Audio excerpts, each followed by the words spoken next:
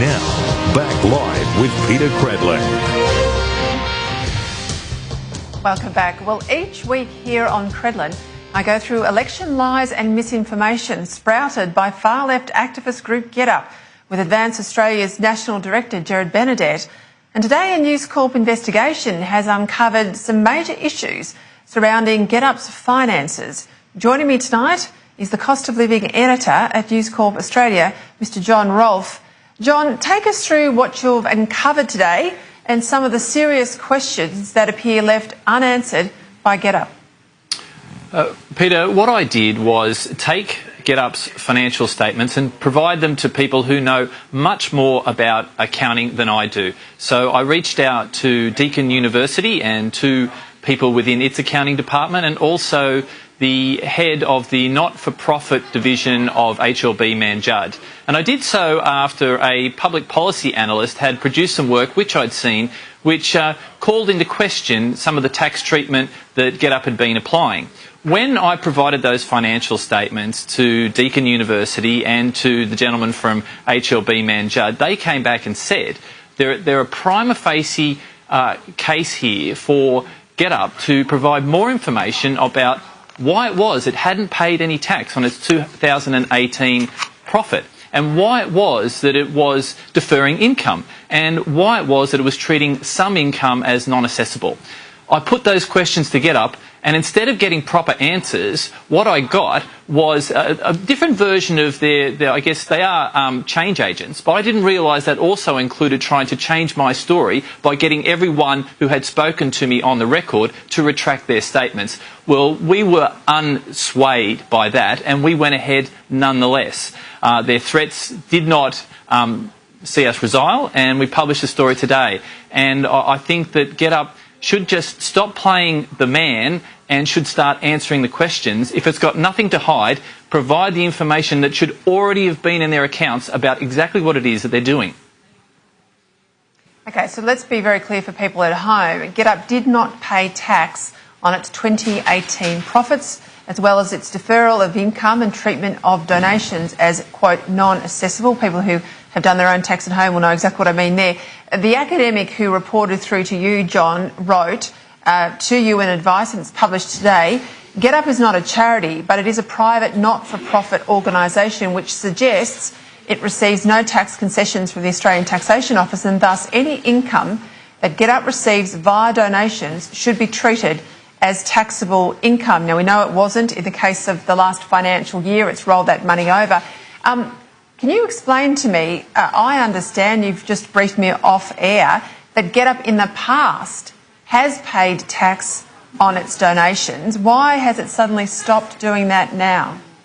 Well, these are the questions we would like answers to, Peter. We want to know the answers. It's there for GetUp to provide these answers. What we know from the report that was done by the public policy analyst that I mentioned in response to your initial question is that in 2006 through to 2008, the first 3 years in which GetUp existed, it paid tax on donations. Then it stopped doing so. Why the change? What's the explanation for that?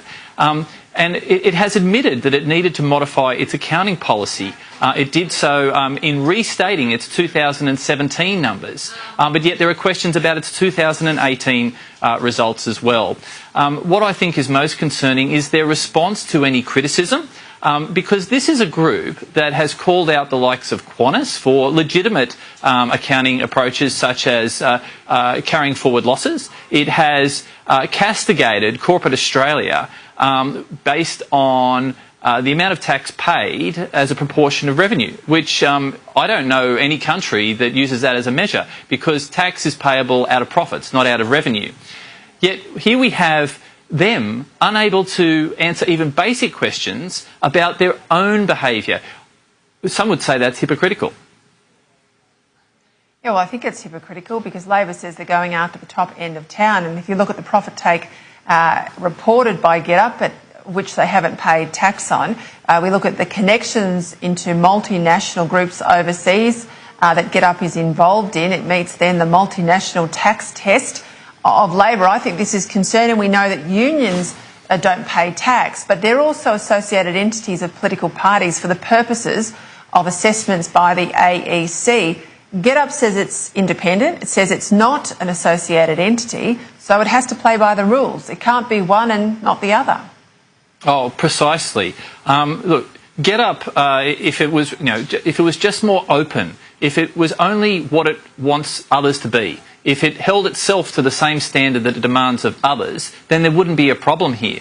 They'd simply answer the questions and we'd know one way or another. Perhaps the only way to get to the bottom of this, Peter, is for the ATO to audit the books at GetUp, to really work out what has been going on behind the scenes. And I think we'll have some more on that tomorrow about the likelihood of there being an ATO audit. Well, it should be an ATO audit. I mean, I don't want to sit here and direct the ATO. It's independent of media broadcasters like myself, but there's absolutely no doubt if GetUp won't come clean, then that's what we all pay our taxes for officials to make sure that's evenly spread across everyone that should be paying taxes. John Rolfe, very good going on getting a story like this investigated. GetUp's been around for 14 years, and I think this is the first time someone's had a good look not just at their financial organisational structures, but this is the first time I've seen someone have a look at its tax position. Well done. Thanks very much. Okay, let's get into the panel. This week we've seen the third and final leaders' debate. Finally got some costings, however believable they might be. We'll get to that in a moment. And there's been a big blow-up over dodgy candidates from all sides of politics. So joining me tonight for my Friday panel to go through all of this now is Sky News host and contributor at the West Australian, Gemma Toniini, Senior Research Fellow at the Australian Catholic University and author, Dr Kevin Donnelly, and former Labor Minister and Sky News host of Conroy Kroger every Thursday night, the Honourable Stephen Conroy. Thanks very much to all of you for your time this Friday night, 1 week out now from the election. I just want to start with GetUp. Stephen Conroy, we go back in politics, you and I, a long time. 14 years ago, GetUp was founded. I remember them knocking on my door when I worked for the Leader of the Opposition, saying that we're playing a straight game, we're going to have these scorecards on election day, we'll assess both parties. That they were prima facie presenting themselves genuinely as a grassroots organisation and a bit of an honest broker in terms of assessing particularly the two major parties. I think they've blown all of that cover now. I think this is the first election campaign that they are really showing their true colours. They're unabashed about being activists for the left side of politics. Does it surprise you that they've paid tax in before about donations, but they're not paying tax about their donations now? Oh, well, I think definitely they have to answer the question. GetUp hold themselves to a high standard. They hold everybody else to a high standard. And I think there's a very simple way to resolve this. They should have already by now produced the opinion that they've got on why they're not paying the tax. It's not complicated. They'll have presumably a legal opinion that said previously you were wrong. Here's why you shouldn't be paying tax, and here's what we recommend to you on the basis of the tax law. Very simple, very straightforward. GetUp are an organisation, as you said. We've both known it since before they started. We were around when they came, and I actually attended one of the very first meetings, if not the first, where they invited a range of people to come along and hear about them, and they put themselves forward as honest brokers. They have a constitution and a structure that's about as undemocratic as Pauline Hanson's One Nation Party, where she's president for life. And now we find that despite holding themselves up as the pinnacles of virtue, that they won't explain why they don't pay tax. Kevin Donnelly, originally the AEC in the last term of Parliament, the term of Parliament that's just passed, made a decision that GetUp was not independent by virtue of the Australian Electoral Act. There was then a review and appeal by GetUp. They put forward a number of submissions. The Electoral Commission made a decision that they have to report for purposes of their political donations, but they don't meet the test of an affiliated or an associated entity like the unions or political think tanks necessarily linked to political parties. So they got their way, GetUp got their way, and they sort of then say that means we're independent. But the AEC never said they are independent, and I suspect in the upcoming term of Parliament that decision by the AEC will be contested again. Do you think it's time that GetUp was treated like the unions with all the disclosure required of bodies that are affiliated to one side of politics and not the other? Most definitely, and you only had to look at the terrible, I found it offensive, ad that they did with Tony Abbott, where he was sitting by the beach and an actor played the part and somebody was actually drowning, and the Surf Lifing Association came out straight away and said, what an appalling indictment. And obviously that was calculated to have the effect in Warringah to make sure that Tony Abbott did not get elected. So I only look at this organisation, GetUp, as a political affiliate. I mean, it's of the cultural left, as I call it. It's close to the Greens, to the ALP. It's doing their beckoning, and it's working hand in glove with them. So you only have to look at how they've acted over the last 3 or 4 weeks, over the last 3 or 4 years, to see that they're not independent. And they're actually using that sort of mask to say that they're independent. They do appeal to a lot of young people who don't get involved in politics as much as we do. And so ostensibly they look like a group that's active, that's concerned about the climate, about all these issues that young people are worried about. But in fact, behind that mask is a very calculated group of apparatchiks funded a lot from overseas that are really interfering in our democratic process. Could I jump in there, Peter? Because I have a perverse view on this. As you know from our previous conversations, I am not a fan of GetUp. I would say to you that I think they will have that decision that you said might be recontested upheld. Why? Because they are running the most moronic campaign I've ever seen.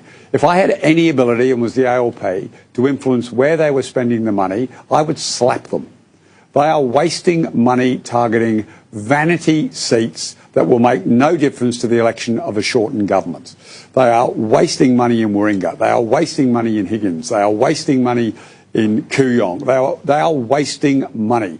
You will not actually, even if you sent the FBI into their record keeping, find that the ALP would have said, oh, please go and waste your money targeting these ridiculous seats. They are running their own campaign. They are running a moronic campaign that's simply about appeasing their own egos and will ultimately be not helping Bill Shorten become Prime Minister. You might point to last time, say, for instance, in Bass-Bradnor, Nicollick seat, I think it was, where they absolutely went on the ground. I said, oh, they were definitely coordinating there. But let me assure you, the sort of focus that they had back then is missing this time. They are involved in a vanity campaign to try and fight their ideological opponents. They're not actually coordinating with the ALP to run a Get Bill Shorten elected campaign.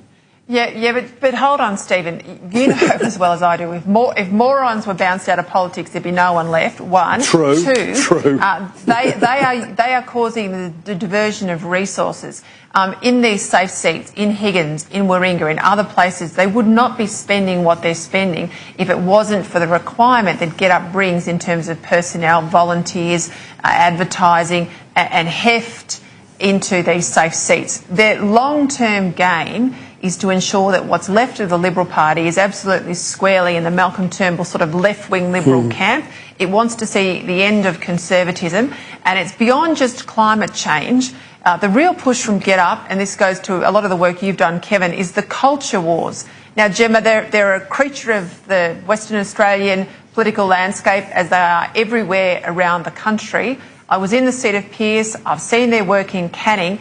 They're not targeting every seat in the West. They're targeting the seats where there are Conservative, not just Liberal MPs. I think they're a cancer on democracy, and they're the most American creature that we've had in our political life for a long time. What do you make of it, Gemma? I think they're dangerous, and I'll tell you why. Because of the duplicity, standing for one thing and actually being about another.